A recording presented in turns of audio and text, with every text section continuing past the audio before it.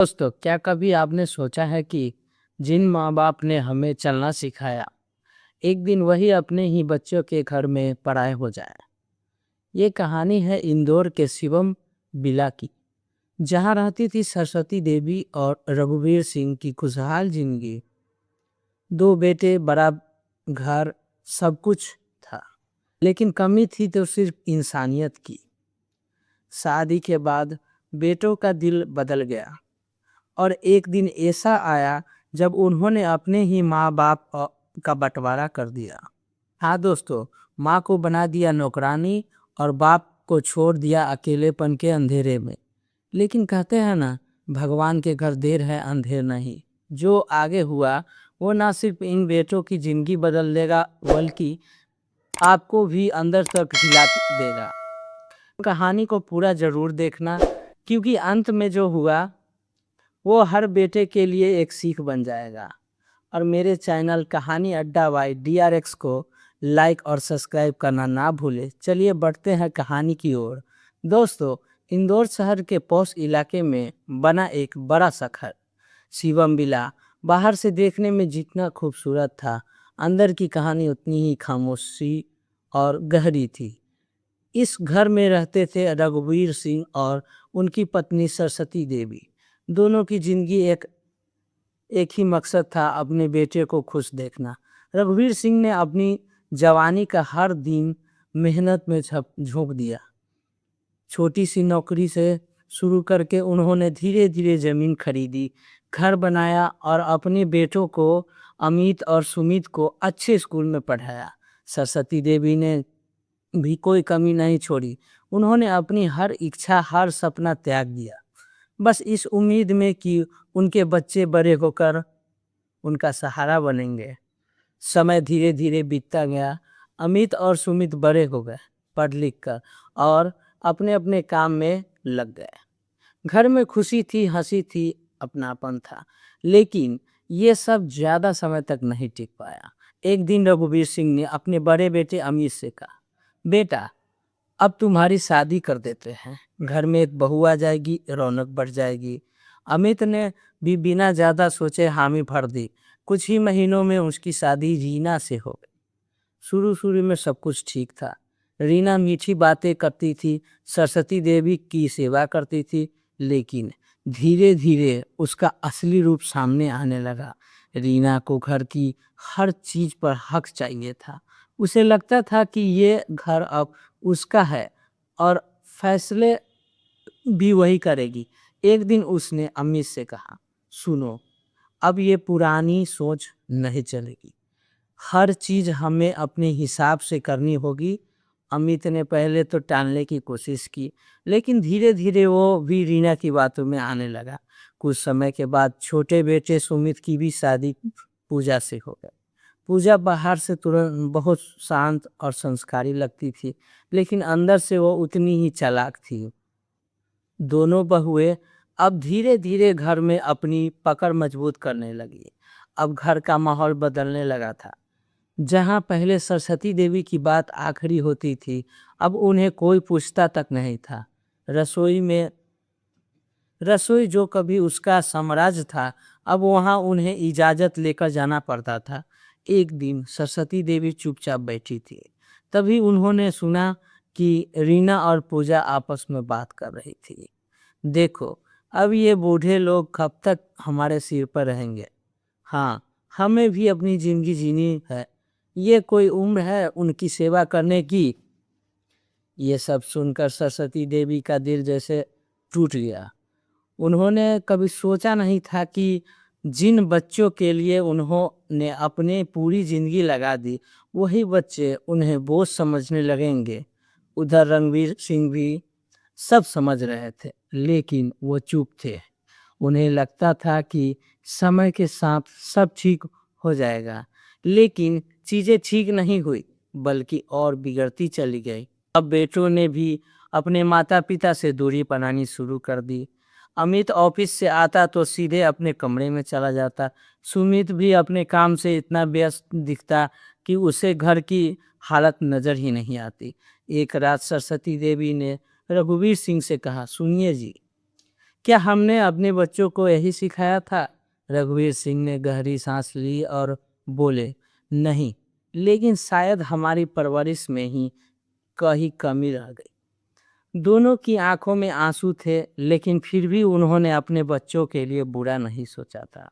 समय और बीता, अब हालत इतनी खराब हो चुकी थी कि सरस्वती देवी को अपने ही घर में ताने सुनने पड़ते थे। उन्हें पहले खाना भी समय से मिल जाता था और कभी-कभी तो उन्हें खुद से ही अपना काम करना पड़ता था। एक दिन जब सरस्वती देवी रसोई में काम कर रही थी, तभी रीना ने गुस्से से कहा, अरे! ठीक से काम नहीं होता तो मत किया करो। हमें नौकरानी रखनी पड़ेगी क्या? यह सुनकर सरस्वती देवी कुछ पल के लिए चुप रह पाई। फिर धीरे से बोली, बहू, मैं कोशिश कर रही हूँ। लेकिन रीना ने उनकी बात सुनी नहीं। उस रात सरस्वती देवी चुपचाप अपने कमरे में बैठी थी। उन्होंने उनकी आंखों में आंसू थे। उस उस रात सरस्वती देवी चुपचाप अपने कमरे में हम्म, उस रात सरस्वती देवी चुपचाप अपने कमरे में बैठी थी। उनकी आंखों में आंसू रुकने का नाम नहीं ले रहा था। वो सोच रही थी कि क्या यही वो घर जिसे उन्होंने अपने हाथों से बनाया था, बसाया था। उधर बाहर अमित और सुमित दोनों बैठे कुछ गंभीर बात कर रहे थे। रीना और पूजा भी उनके साथ थी। चारों के चेहरे एक अजीब सी शक्ति थी, जैसे कोई बड़ा फैसला होने वाला है। अमित ने धीमी आवाज में कहा, अब बहुत हो गया, ऐसे नहीं चल सकता। सुमित ने भी सिर हिलाया, हाँ, हमें कुछ करना पड़ेगा। रीना ने तुरंत कहा, तो फिर साफ साफ फैसला करो। पूजा ने भी हामी भरी, आज ही सब तय कर लेते हैं। चारों ने एक दूसरे की तरफ देखा और फिर जो फैसला लिया गया वो इस घर की नींव को हिला देने वाला था। अब माँ बाप का भी बंटवारा होगा। यह सब जैसे ही हवा में गूंजे, उसी पल शिवम बिला की दीवारों ने जैसे कांपना शुरू कर दिया। अगली सुबह का घर का माहौल अजीब सा शांत था, लेकिन उस खामोशी के पीछे एक तूफान छिपा हुआ था। अमित ने अपनी माता पिता को हॉल में बुलाया। रघुवीर सिंह और सरस्वती देवी दोनों धीरे धीरे चलकर वहां आए। उन्हें चेहरे पर सवाल थे उनके चेहरे पे सवाल थे, लेकिन मन में डर भी था। अमित ने बिना नजर मिलाए कहा, पापा, हमने एक फैसला लिया है। सुमित तुरंत बोल पड़ा, अब हम सब साथ नहीं रह सकते। सरस्वती देवी के हाथ कांपने लगे। उन्होंने धीमी आवाज में पूछा, क्या मतलब बेटा? रीना ने बीच में तीखे स्वर में कहा, मतलब साफ है, अब घर का बंटवारा होगा और आप दोनों का भी। ये सुनकर जैसे समय रुक गया। रघुवीर सिंह ने भारी आवाज से कहा, बच्चों, हम कोई सामान है क्या जो बांट दोगे? लेकिन इस बार किसी के चेहरे पर कोई झिझक नहीं थी। अमित ने ठंडे स्वर में कहा, पापा, ये हमारी मजबूरी है, अब अलग रहना ही सही रहेगा। सुमित ने आगे कहा, आप दोनों में से एक मेरे साथ रहेंगे और एक भैया के साथ। सरस्वती देवी की आंखों के आंसू बहने लगे। उन्होंने कांपती आवाज में कहा, हमने तुम्हें जन्म दिया, पाला पोसा, और आज तुम हमें ही अलग कर रहे हो। लेकिन जवाब में सिर्फ खामोशी मिला। फैसला उसी दिन कर लिया गया। रघुवीर सिंह को अमित के अपने साथ ले गया। सरस्वती देवी को सुमित अपने घर ले गया। पति पत्नी की जो जिंदगी भर साथ रहे, आज मजबूरी में अलग हो गए। जब सरस्वती देवी जाने लगी तो उन्होंने एक बार पीछे मुड़कर रघुवीर सिंह को देखा। उनकी आंखों में हजारों बात थी, लेकिन शब्द एक भी नहीं था। रघुवीर सिंह ने बस इतना कहा, अपना ध्यान रखना। और यह सुनकर सरस्वती देवी का दिल पूरी तरह टूट गया। सुमित के घर पहुंचते ही सरस्वती देवी को एहसास हो गया कि अब उनकी जिंदगी पहले जैसी नहीं रहने वाली। शुरू के 2 दिन तो सब ठीक रहा, लेकिन तीसरे दिन से असलियत सामने आने लगी। सुबह 5 बजे ही पूजा उन्हें जगा दे दिया। माँ जी, उठ जाइए, घर का काम भी तो करना है। सरस्वती देवी ने नींद भरी आंखों में कहा, इतनी सुबह? पूजा ने ताना मारते हुए कहा, हाँ, अब आराम का सब समय खत्म हो गया। धीरे धीरे काम बढ़ता गया। झाड़ू पोछा, बर्तन, खाना बनाना, कपड़े धोना, सब कुछ सरस्वती देवी के जिम्मे में आ गया। अगर कहीं थोड़ी सी भी गलती हो जाती तो पूजा तुरंत ताना मारती, आपसे तो ठीक से काम भी नहीं होता। एक दिन सरस्वती देवी की तबीयत खराब थी, फिर भी वह काम कर रही थी। तभी पूजा ने गुस्से से कहा, अगर काम नहीं होता तो साफ बोलिए, हमें नौकरानी रखनी पड़ेगी। यह सुनकर सरस्वती देवी के हाथ रुक गए, उनकी आंखों में आंसू आ गए, लेकिन उन्होंने कुछ नहीं कहा।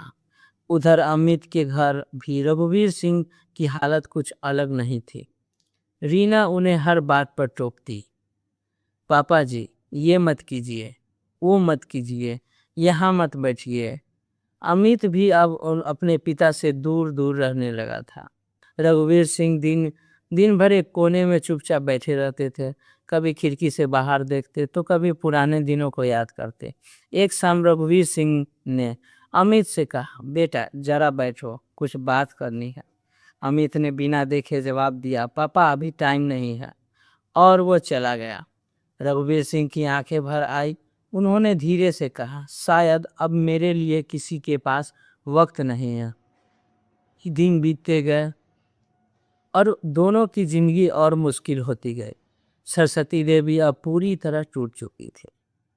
एक दिन जब वो रसोई में काम कर रही थी तो अचानक चक्कर आकर गिर पड़ी।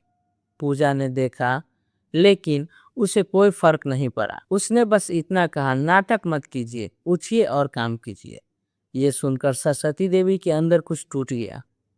वो धीरे से उठी और अपने कमरे में चली गई। उस रात उन्होंने कुछ नहीं खाया, बस चुपचाप बैठी रही। उनके मन में सिर्फ एक ही सवाल था, क्या अब उनकी जिंदगी का कोई मतलब नहीं बचा है? उधर रघुवीर सिंह भी उसी दर्द से गुजर रहे थे। वो हर रात सोने से पहले सरस्वती देवी को याद करते थे, उनकी बातें, उनकी हंसी, लेकिन अब वो सिर्फ यादों में रह गया था।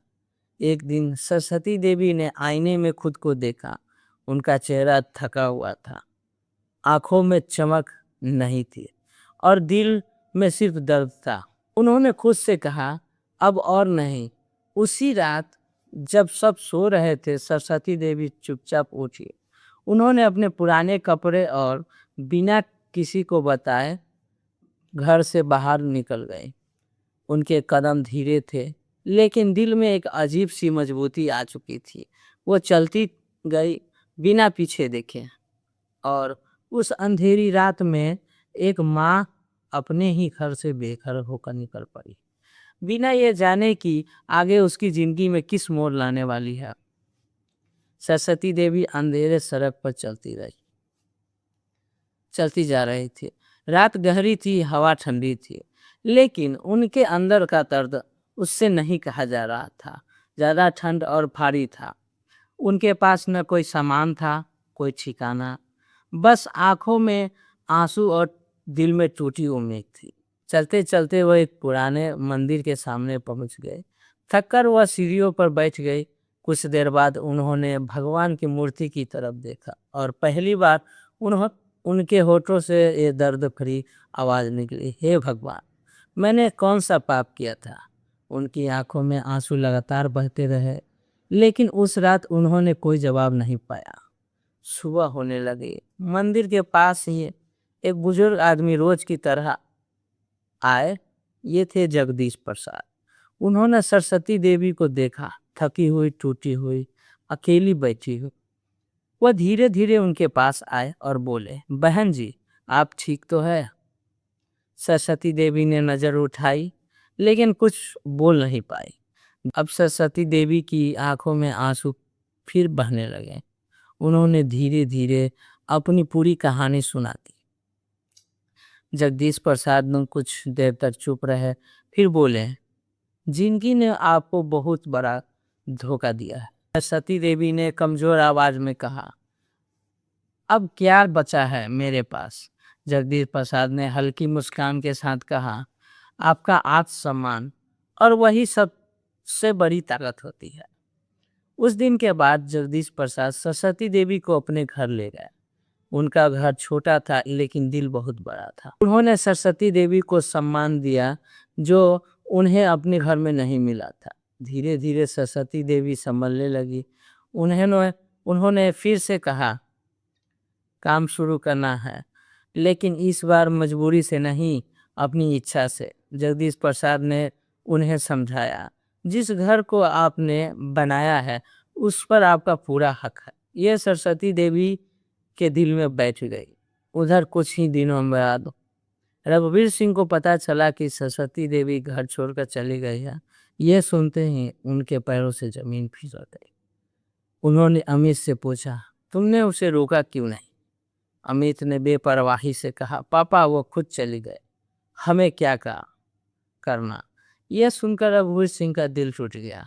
उन्होंने पहली बार एहसास हुआ कि उन्होंने कितनी बड़ी गलती की है।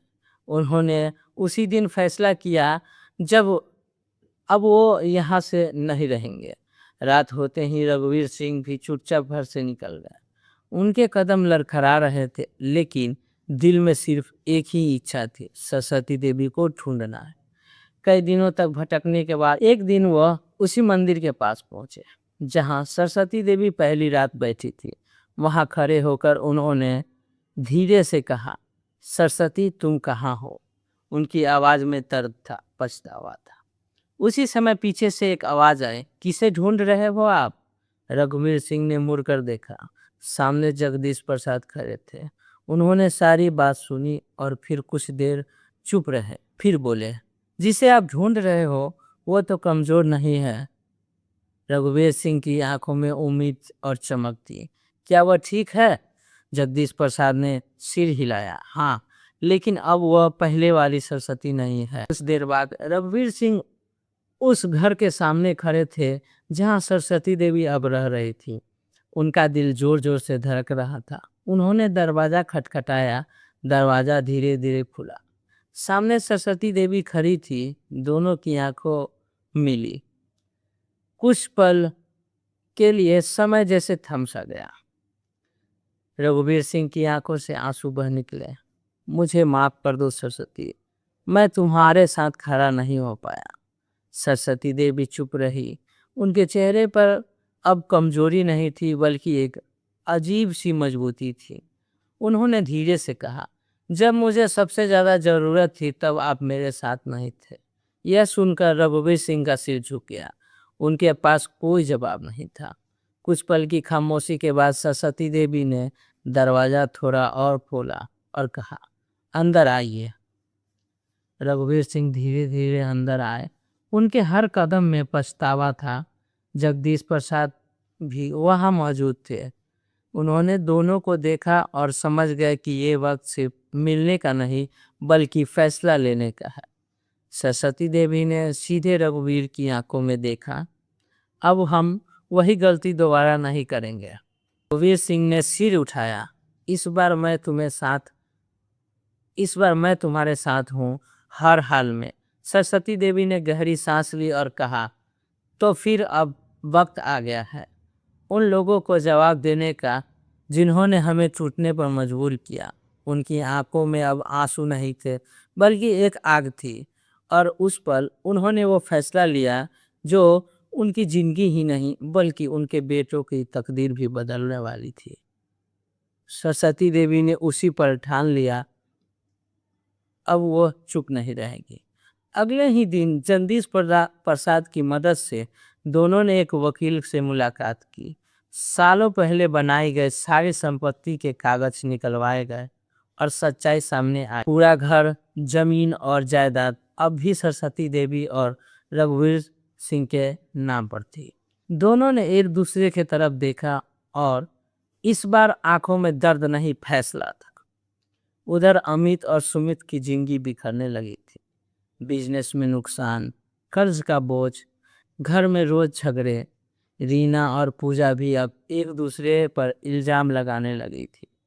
जिस घर के लिए उन्होंने अपने माँ बाप को ठुकराया था, अब वही घर उनके लिए बोझ बन चुका था। एक दिन दोनों भाइयों को नोटिस मिला, आपको तुरंत शिवा विला खाली करना होगा। यह पढ़ते ही उनके पैरों तले जमीन खिसक। अमित गुस्से में बोला, ये कैसे हो सकता है, ये घर हमारा है।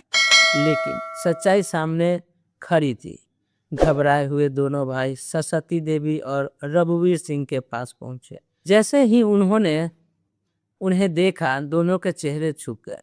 माँ, हमें माफ कर दो, पापा हमसे बहुत बड़ी गलती हो गई। दोनों रो रहे थे, गिड़गिड़ा रहे थे।